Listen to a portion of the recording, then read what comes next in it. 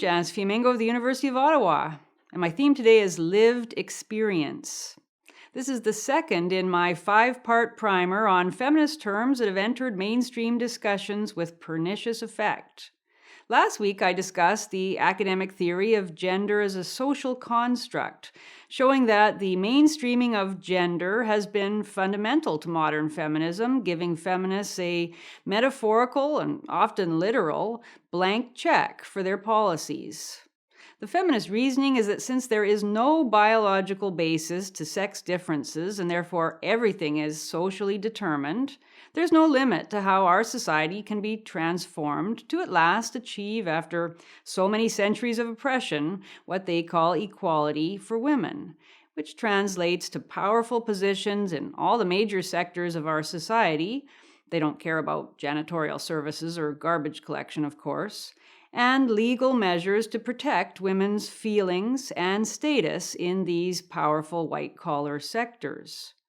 I think it's fair to say that this is the foundational idea of second-wave feminism and everything that came after. If women are not equally represented, as in STEM, for example, it's always because they are oppressed by social forces.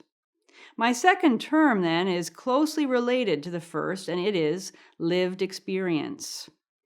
A lot of my intellectual energy when I was a feminist graduate student was, sadly in retrospect, focused on the relationship between the social construction of gender and those rebellious women who, throughout history and in the present, have defied that social construction. There's a problem with the feminist theory of social construction. If everything, including women's very selves, the way they think and act and how well they do at sports, for example, if all that is determined by social forces, how can women come to reject their conditioning? That must mean that the conditioning wasn't very successful. But if it wasn't very successful, then how come even 50 years after second-wave feminists started telling women to be all they can be, when it became socially acceptable for a woman to have a career and to define herself outside of the categories of wife and mother, how come patriarchal society is still being blamed for inhibiting and limiting women's achievements? Patriarchal society is either all-powerful or it isn't. If it isn't all-powerful, then you can't continue to blame it for everything as feminists do. But if it is all-powerful, then how come so many women successfully resist it? This is one of the many tensions within feminist theory that academics love to use their taxpayer-funded sinecures to explore at length. On the relationship between social conditioning and the individual woman, the phrase lived experience is a common term in feminist scholarship, allowing feminists to have it both ways, to claim ever-present, highly repressive social power, but also to celebrate women's resistance to it and the authority of their experience. Open up Google and you'll find a cornucopia of scholarly articles on women's lived experience. Their lived experience of violence, for example, or their lived experience of childbirth, and so on. Something of the term's academic bloatedness is suggested by its redundancy. Experience alone could do just as well, since it is impossible to conceive an experience that is not also in some sense lived. You might think in its defense that the term distinguishes between actual and imagined experience, but that isn't the case, since emotions and perceptions are regularly included in feminist research as part of what counts as lived experience. See, for example, Google entries on women's, quote, lived experience of fear of childbirth, or women's, quote, lived experience of conceptualizing the self. It's typical academic jargon. Why not just women's fear of childbirth or women's conceptions of the self? It's because lived experience is an academic code term for a set of assumptions about women's core of authentic experience. The idea is that this core of experience is, though not unaffected by social conditioning, also not entirely controlled by it. And if we can get at this core of lived experience, according to feminist researchers, we can find out women's truth, which is the truth about their oppression and their desires to live freely. And we can transform society in accordance, because, of course, why wouldn't we want to at last achieve justice for women? Feminism has always made a big deal out of, quote, listening to women's words and building knowledge around that, presumably in opposition to the male habits of abstraction and empty theorizing.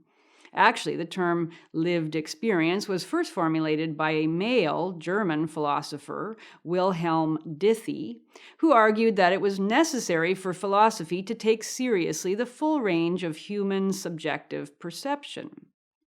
What is most significant about the term as it has been adopted by feminists, different from Dilthey's usage, is the underlying assumption, which is a bedrock of feminist belief, that women's lived experiences provide more valuable insights into the operations of social power than men's, because women have lived society's oppressive power from the inside.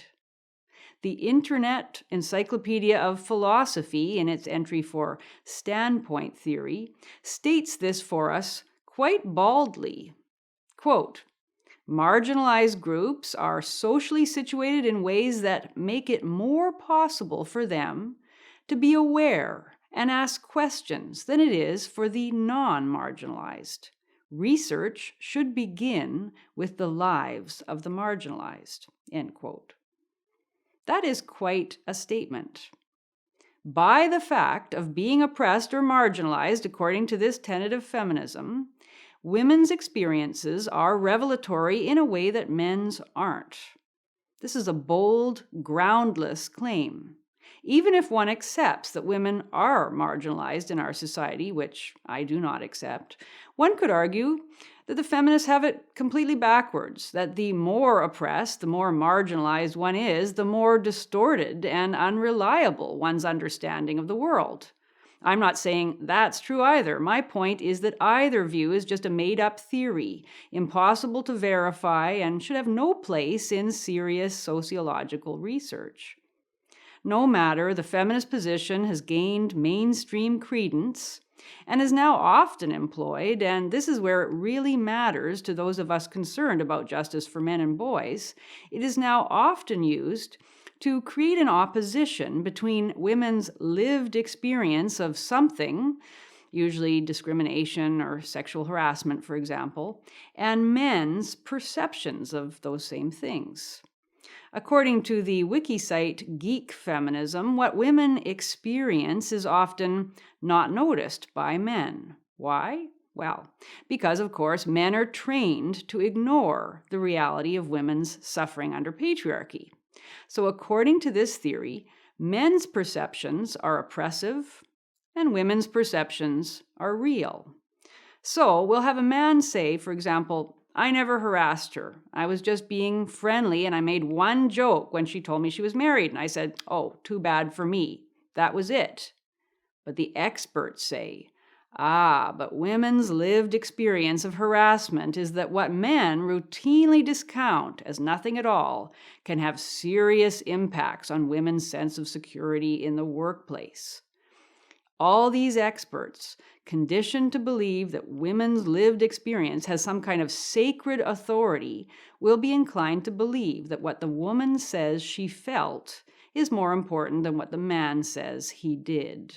The woman may or may not be lying, but the point is that even if she did really feel it, her lived experience of harassment doesn't make it harassment, but feminist theory says it does. And the groundwork for this has been in the making in the academy for years through the rhetoric of lived experience.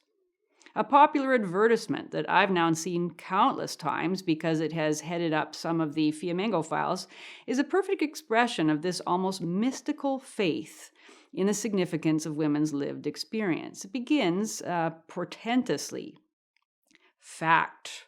97% of women have an I hate my body moment every day.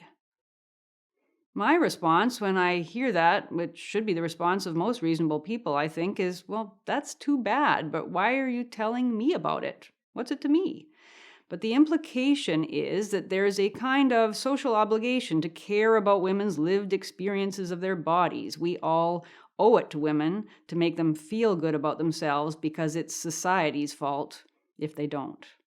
We almost never hear about men's lived experience, and the implication is that we all already know all we need to know about that, because society is supposedly men's experience writ large. There's no public appetite for men's experience because feminists have been so successful in convincing us that it is synonymous with oppressive power, cruelty, indifference, and so on.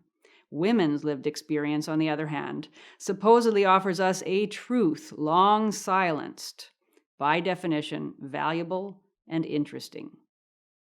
So ultimately, when you hear the term lived experience in any discussion about women, it is almost always being used to prevent questioning of a feminist truth claim.